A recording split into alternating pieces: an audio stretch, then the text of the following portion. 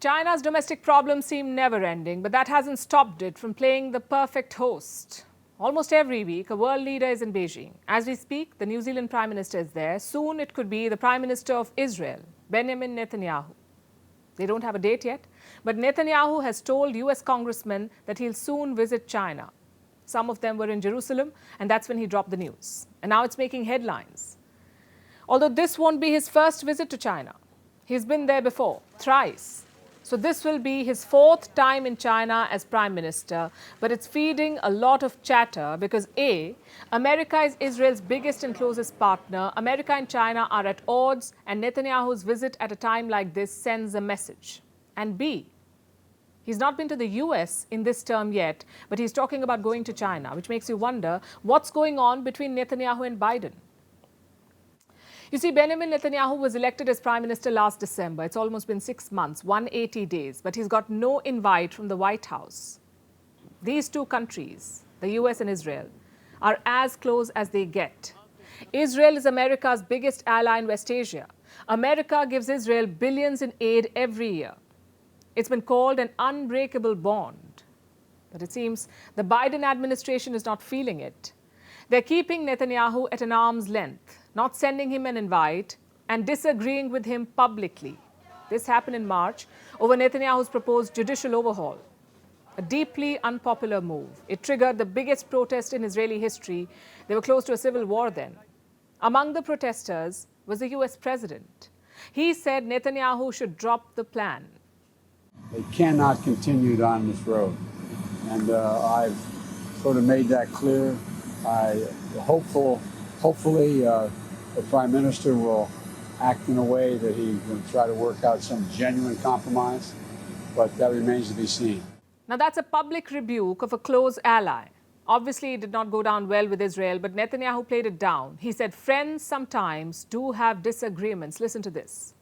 You know, Israel and the United States have had their occasional differences, but I want to assure you that the alliance between the world's greatest democracy and a strong, proud, and independent democracy, Israel, in the heart of the Middle East, is unshakable. Nothing can change that. You heard that. An unshakable alliance, he said. But are Israel and the US still as tight as they claim?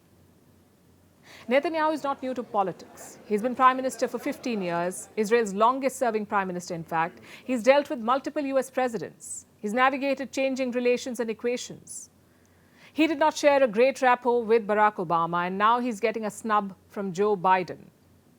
So he's going for the second best option, it seems, and that is China. He knows that US-China relations are at an all-time low. He also knows that his visit to China will make the Americans sit up. But that may not be his only purpose. He may want to achieve more than sending a message to Washington, D.C. Which brings us to the China-Israel relationship. First, the numbers. Trade was at more than $9 billion in the year 2012. By 2022, it almost touched $22 billion. China has been investing in Israel despite the roadblocks from the US, and there have been roadblocks. So both sides have been going slow. Plus, China's historic support to Palestine has posed problems for Tel Aviv. And yet, Netanyahu has persisted. In 2017, he called the Israel-China relationship a marriage made in heaven. Well, he said this about India too, so it makes you wonder if this is his favorite phrase. In his personal life, he's been married thrice, so do your math. Anyway, the question now is he going to China to consummate this marriage? He's an astute politician.